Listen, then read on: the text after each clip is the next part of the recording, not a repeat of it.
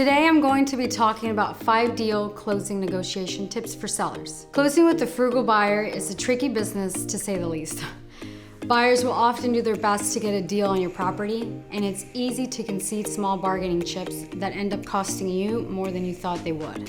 While it's understandable that the buyer wants to get the most and spend the least, it's important to remember that this is one of the biggest deals you'll ever make, and that the return on investment you stand to gain matters more than the buyer knocking off a few dollars on their future monthly payments.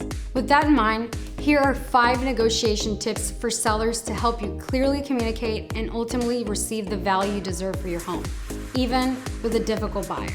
Tip number 1, get your home inspected. We know this sounds counterintuitive, but one of the keys to striking a good deal is to know your cards, and getting your home inspected is one of the best ways to understand exactly what it is you're selling.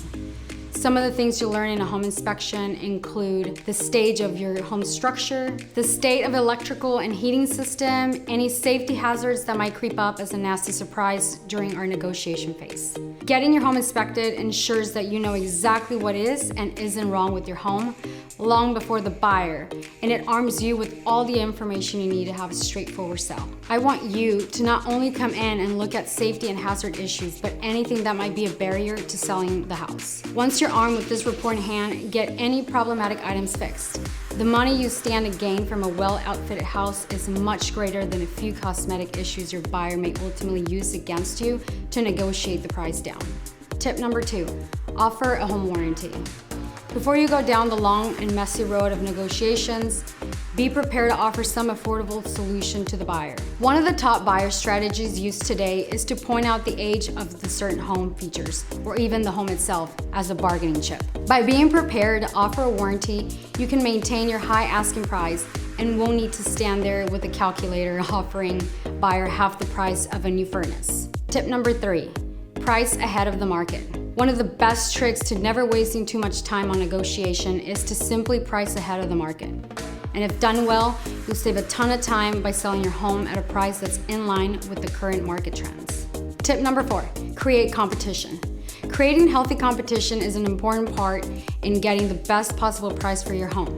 Potential buyers will expect to be in competition and may place higher offers as a result, resulting in a bidding war. Tip number 5, making a timeline and sticking to it. If and when things do turn into some sort of endless back and forth with the buyer, consider putting an expiration date on your counter. This strategy compels the buyer to make a decision so you can either get your home under contract or move on. It's much like creating an illusion of competition. A timeline will force buyers to put aside small issues and make a decision fast. If they like your home enough, this just might be the difference between them taking 2 weeks to ultimately walking away or pulling the trigger in a few days out of fear of losing the opportunity. Again, my name is Kimberly Colson, and if you have any questions, feel free to reach out. I look forward to hearing from you.